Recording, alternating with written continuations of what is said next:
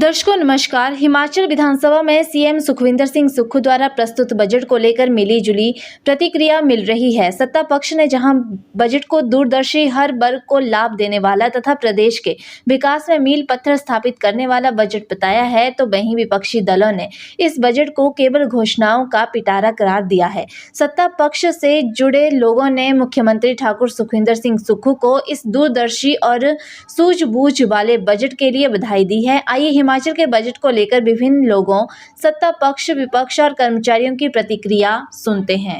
हिमाचल प्रदेश का जो बजट माननीय मुख्यमंत्री हिमाचल प्रदेश ने पास किया है वो बहुत ही सराहनीय और प्रशंसनीय है। जैसे कि हम सुजानपुर की बात करते हैं तो सुजानपुर में जो हमारा सैनिक स्कूल है, इसमें जो बच्चे यहाँ पे सैनिक स्कूल में जो इनका हॉस्टल है 3 करोड़ रुपया जो है इसके लिए माननीय मुख्यमंत्री जी ने बजट में सैंक्शन किया है।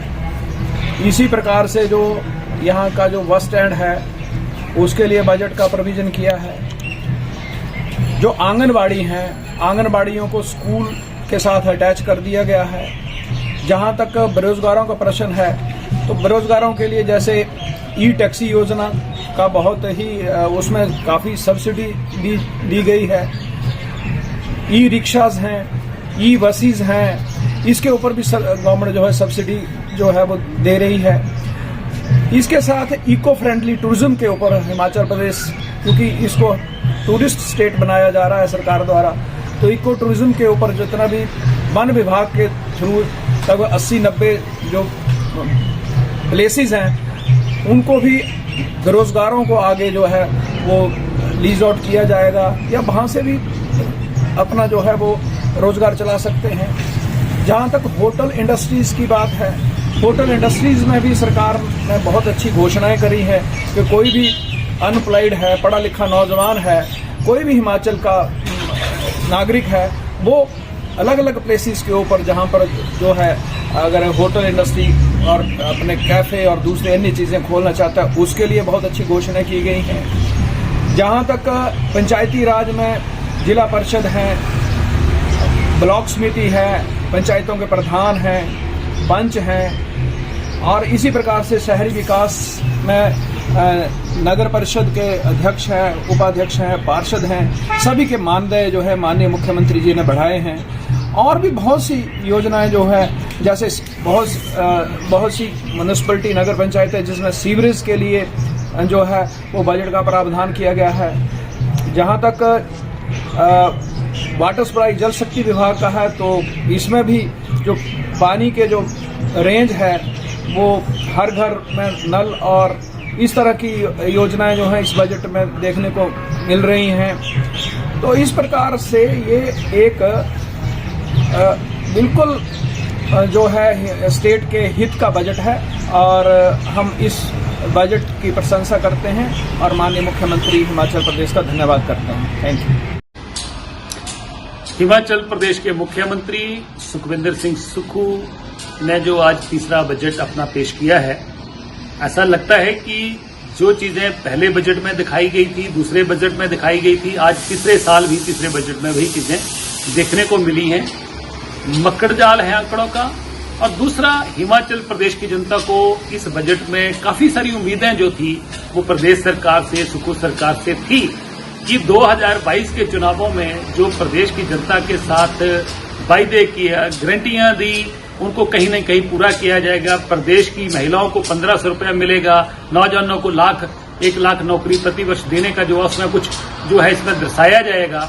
और इसके अलावा 300 यूनिट बिजली का फ्री देने की जो बातें हुई थी, सारी की सारी चीजें इसमें देखी नहीं। हालांकि जो आज अभी सोशल मीडिया पे मुख्यमंत्री अपने पेज पर जो चीजें दिखा रहे हैं उसमें बड़ी उपलब्धि दिखा रहे हैं कि उन्होंने कहा है कि जो पेंशनर 70 साल से ऊपर हैं उनकी मई महीने में 15 मई के बाद जो है वो उनकी जो है एरियर जो है उसको देने की हम लोग कोशिश करेंगे और बाकी के जो कर्मचारियों का जो एरियर है उसको चरणबद्ध तरीके से जो है वो पूरा किया जाएगा। बिल्कुल मुख्यमंत्री झूठ बोलते हैं। पिछले 2-2.25 साल में हिमाचल प्रदेश में पूरी तरह जो है इन्होंने आर्थिक तौर पर हिमाचल प्रदेश को तबाह कर दिया और एक बहुत बड़ा पहाड़ जो है वो कर्जे का हिमाचल प्रदेश की जनता पे खड़ा कर दिया। और ऐसा लग रहा है कि ये हिमाचल प्रदेश में जो बजट पास हुआ है, अब आज पेश हुआ है, ये सिर्फ एक ख्याली ख्वाब है और एक हलवा जो है लोगों में ख्याली हलवा जो है वो बांटने की कोशिश की गई है और हिमाचल प्रदेश के लोगों को निराशा मिली है। चरणबद्ध तरीके से बातें पूरी करने की बातें कही गई हैं और ऐसा लगता है कि जैसे एक कहावत है कि आमदन चवन्नी खर्चा अट्ठन्नी, इस तरीके से ये बजट जो है दिख रहा है। हिमाचल प्रदेश जो है इसमें जो लोगों को उम्मीदें थी उनको निराशा मिली है, प्रदेश के कर्मचारियों को निराशा मिली है, बेरोजगारों को निराशा मिली है और खास तौर पर महिलाओं को बहुत सारी निराशा मिली है। लोग जो उम्मीद लेके चल रहे थे उनको निराशा मिली है और मुझे लगता है कि ये दिशाहीन और विजन जो है नॉन विजन जो है इस बजट में जो है वो दिखा है और प्रदेश को जो उम्मीद थी। मैंने आज का बजट सुना और ये जो है बड़ा बैलेंस और इनोवेटिव जिसे कहते हैं कि कुछ नई सोच का बजट है और जिसमें हर वर्ग, चाहे वो विद्यार्थी हो, कन्याएं हों, लेडीज हों या इंडस्ट्रीज हो और बाकी डिपार्टमेंट और डेवलपमेंट के लिए बहुत ही अच्छा, क्योंकि इसमें टूरिज्म को ज़्यादा जोर दिया गया है, एग्रीकल्चर पर ज़्यादा जोर दिया गया है, इंडस्ट्री के लिए भी क्योंकि प्रोत्साहन दिया गया बिजली की सब्सिडी दे करके। इस प्रकार ओवरऑल जो है ये ज़्यादा तो पढ़ने पर पता लगेगा, मगर ओवरऑल बजट बहुत ही अच्छा है। घोषणा ऐसा है कि ठीक है, हिमाचल में वैसे तो हिमाचल बहुत समृद्धशाली देश एक प्रांत है, मगर फाइनेंशियल क्रंच हर गवर्नमेंट में आया है, चाहे वो पहले वीरभद्र जी का हो, उसके बाद दूसरा हो बीजेपी के टाइम का हो या अभी का है। तो ये तो क्रंच तो है ये, क्योंकि हिल स्टेट हमारे रिसोर्सेज, हमारे पास इंडस्ट्री नहीं है, इनकम जो है वो सिर्फ अभी क्रिएट करनी है। और ये जो बजट आ रहा है इसमें रिसोर्सेज को क्रिएट करने की बहुत बड़ी एफर्ट्स गवर्नमेंट की साइड से किया गया है। तो घोषणाएं हैं और साथ साथ ये जरूरी नहीं कि एकदम हो जाएंगी, मगर हो जाएगा ये थोड़ा बहुत, तो कम से come if not 100% at least 60-40%, 60 to 70% जो हैं ये घोषणाएं कंप्लीट होंगी, ऐसा आशा है। कंपेयर तो करना मुश्किल है क्योंकि हर सरकार की अपनी पिन प्रायोरिटीज होती हैं, अपनी पिन पॉलिसी होती है। जहाँ तक कि मैं पिछली सरकार की बात करूँगा तो ठीक है, उन्होंने अपने टाइम का अपने हिसाब से किया और ये जो सरकार है अभी कर रही है, कुछ सुधार कर रही है, कुछ इम्प्रूवमेंट कर रही है, तो ठीक है। मैं कंपेयर करना तो इतना ठीक नहीं समझता। नमस्कार। कांग्रेस सरकार द्वारा प्रस्तुत 2025-26 बजट हिमाचल प्रदेश की जनता के साथ एक छलावा है, जिसमें ना तो कोई ठोस विकास योजना है और ना ही आर्थिक सुधारों की कोई ठोस दिशा है। प्रदेश पहले ही वित्तीय संकट से जूझ रहा है और इस बजट में इसे उबारने की कोई ठोस रणनीति नहीं दी गई है। कांग्रेस सरकार के कार्यकाल में हिमाचल प्रदेश पर कर्ज का बोझ लगातार बढ़ता जा रहा है।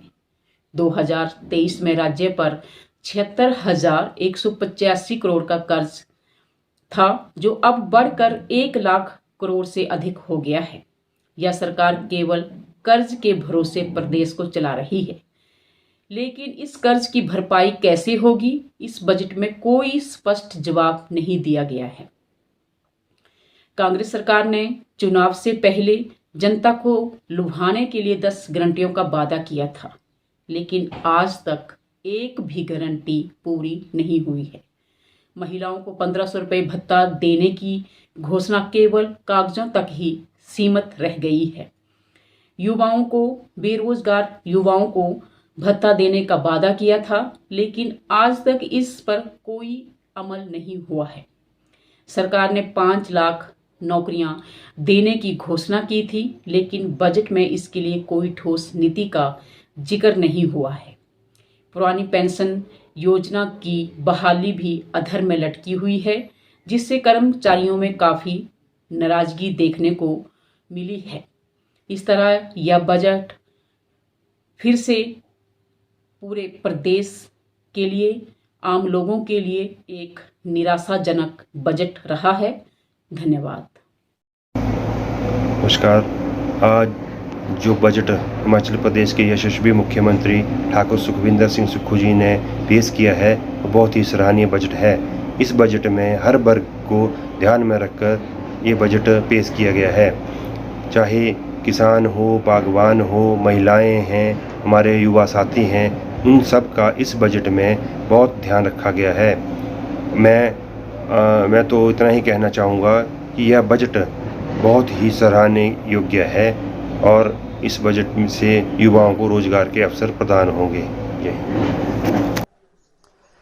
सभी को नमस्कार। आज हिमाचल प्रदेश के माननीय मुख्यमंत्री द्वारा अपना तीसरा बजट पेश किया है और इस बजट में प्रदेश भर के कर्मचारियों को बहुत ज़्यादा आस सरकार से थी। प्रदेश सरकार ने कुछ फैसले लिए हैं, उसका हम स्वागत भी करते हैं, जिसमें शिक्षा निदेशालय को 2 करना और आंगनबाड़ी केंद्र को शिक्षा विभाग में समायोजित करने का जो फैसला लिया वो बहुत सराहनीय फैसला भी है। लेकिन शिक्षा निदेशालय को आपने 2 करने का जो फैसला लिया उसमें हमारा आग्रह ये है कि आप इस पद पे सिर्फ शिक्षाविद को ही बिठाने की कोशिश करें, क्योंकि शिक्षाविद जो है शिक्षा विभाग को समझने में बहुत सक्षम होते हैं। दूसरा जो कर्मचारियों से संबंधित फैसले थे उसमें प्रदेश के कर्मचारी को निराशा हाथ लगी है और ये हमें ऐसा लगता है कि ये आंकड़ों में ही दिखाया गया है। ये जो फैसला सरकार ने किया है कि 2016 का जो वेतन का जो एरियर है वो दिया जाएगा और इसमें फिर एक शब्द जोड़ा गया है चरणबद्ध तरीके से। तो ये चरणबद्ध तरीका जो है पिछले साल के बजट में भी था और इस साल के बजट में चरणबद्ध तरीका है। इसका बहुत ज़्यादा प्रदेश के कर्मचारी को लाभ होगा ऐसा हमें नहीं लगता है, क्योंकि पिछली बार भी सरकार ने चरणबद्ध तरीके से घोषणा की थी और बाद में उसको 32 साल तक किस्तों में बांटने का प्रयास किया था। अखिल भारतीय राष्ट्रीय शैक्षिक महासंघ के भारी विरोध के बाद इसको विड्रॉ करना पड़ा था। और दूसरा जो फैसला लिया है वो आपका डीए के एरियर पे कोई फैसला सरकार ने नहीं लिया है। हमारा डीए का एरियर जो है वो काफ़ी पेंडिंग पड़ा है और एक सरकार ने जो फैसला लिया है वो 3% डीए की जो घोषणा की है वो बहुत दुर्भाग्यवश है। सरकार के पास हमारा 13% से ज़्यादा का जो डीए हमारा है पेंडिंग पड़ा है और उसका एरियर हमें पिछले कई समय से नहीं मिल रहा है। मैं तो सिर्फ इतना कहना चाहूँगा, जो आपने घोषणाएं की उस घोषणाओं को अमली जामा पहनाने के लिए सरकार कितनी मेहनत करेगी, कितनी कोशिश करेगी वो देखने को नहीं लगता है। और आपने सिर्फ प्रदेश के कर्मचारी को आंकड़ों में बांटने का प्रयास किया है, इससे प्रदेश का कर्मचारी एक हताश अपने आप को महसूस कर रहा है। आपने एक एसएमसी अध्यापक को और कंप्यूटर के अध्यापक को आपने 500 रुपये की ग्रांट बढ़ा के दी है, तो बहुत दुर्भाग्यवश है। शिक्षा विभाग में 12 साल से ज़्यादा 20 साल तक सेवाएं देने वाले ये 2 वर्ग जो है सबसे शोषित वर्ग भी आते हैं। इसके लिए आपकी कोई योजना देखने को नहीं मिलती है। सरकार प्रदेश का कर्मचारी अपनी ईमानदारी और मेहनत से जो है प्रदेश के विभिन्न जिलों में क्षेत्रों में जाकर सेवाएं दे रहा है, लेकिन दुर्भाग्यवश आपने उनके दर्द को समझने का प्रयास नहीं किया। हमें आपकी इस बजट से हताशा महसूस हुई है। माननीय मुख्यमंत्री को कुछ ऐसे फैसले करने चाहिए। आपने खुद ही कहा कि 10,000 करोड़ से ज़्यादा जो हमारे एरियर का कर्मचारियों का आपके पास पड़ा है और आप उसको बजट में 400 रुपये की आप घोषणा कर रहे हो, ये बहुत दुर्भाग्यवश है। देखिए, बजट पे जो चर्चा करूं तो मैं माननीय मुख्यमंत्री जी को ठाकुर सुखविंदर सिंह सुक्खू जी को बधाई देना चाहता हूं कि उन्होंने बहुत ही सूझबूझ भरा और दूरदर्शी बजट जो है वो एक पेश करा है, जिसमें कि हिमाचल प्रदेश के प्रति व्यक्ति आय जो है वो 9.6% जो है वो बढ़ेगी। तो उससे ही आप अंदाज़ा लगा सकते हैं कि बड़ी दूरदर्शिता भरा ये जो बजट है, जिसमें प्रत्येक वर्ग का ख्याल रखा गया है। आप चाहे मजदूर की बात करिए, मनरेगा की दिहाड़ी को बढ़ाया गया है, किसान की बात करिए, भैंस गाय के दूध का रेट बढ़ाया गया है, प्राकृतिक खेती से पैदा होने वाली गेहूँ मक्की का रेट बढ़ाया गया है। आप स्वास्थ्य के क्षेत्र में इतनी अच्छी योजना, जो वृद्ध जन स्वास्थ्य योजना है, वो इतनी अच्छी योजना लेके आ रहे हैं ताकि हमारे जो वृद्ध हैं 70 साल से ऊपर, उनको घर द्वार स्वास्थ्य सुविधाएं मिल जाएं। रोगी मित्र रखे जाएंगे, 1000 जिनको 15,000 रुपये प्रति माह मिलेगा। आपने जो आउटसोर्स पे जो मिनिमम दिहाड़ी है उसको मिनिमम जो प्रति माह जो वेतन है उसको 12,500 कर दिया, जो कि बहुत ही बढ़िया कदम है, क्योंकि बहुत सारे बच्चे जो है हमारे आउटसोर्स पे लगे हैं और बहुत ही कम मानदेय पर वो लगे हुए थे। ये उनके लिए बहुत ही बड़ी एक सहारा होगा। 12,500 मासिक वेतन, ये एक अच्छा जो मानदेय बढ़ावा जो है वो किया गया। इसके अलावा आपने OTA रेडियोग्राफर के जो मानदेय उनको दुगना कर दिया। साथ में आपने डॉक्टरों का भी ख्याल रखा, जिनका PG करते हुए मानदेय बढ़ाया गया, 1 लाख कर दिया गया। सुपर स्पेशलिटी करने वाले का 1,30,000 कर दिया गया, ताकि हिमाचल से ब्रेन ड्रेन ना हो। हर वर्ग का ख्याल रखते हुए इतना बढ़िया बजट, जिसमें कि रोजगार के इतने सारे अवसर प्रदान किए जा रहे हैं। हर जो हमारे प्रतिनिधि हैं, चाहे वो पंचायत लेवल पे हैं, नगर परिषद पे हैं, नगर निगम पे हैं, उनके मानदेय को बढ़ाया गया, ताकि वो और तन्मयता के साथ अपने लोगों के लिए ईमानदारी के साथ जो है वो काम करें। और इसके अलावा टूरिज्म के क्षेत्र में, पर्यटन के क्षेत्र को बढ़ावा देने के लिए नए होटलों की प्राइवेट पार्टनरशिप में नए इको टूरिज्म जो स्थल हैं जो विकसित किए जाएंगे, उससे हिमाचल का जो टूरिज्म है उसको 4 चांद लगेंगे। बहुत ही सुंदर, बहुत ही सूझबूझ भरा और हिमाचल प्रदेश के प्रत्येक नागरिक, प्रत्येक जन की जो है आर्थिकी को सुधारने वाला बजट है, जिसके लिए मैं माननीय मुख्यमंत्री जी को एक बार फिर से बधाई देना चाहता हूँ।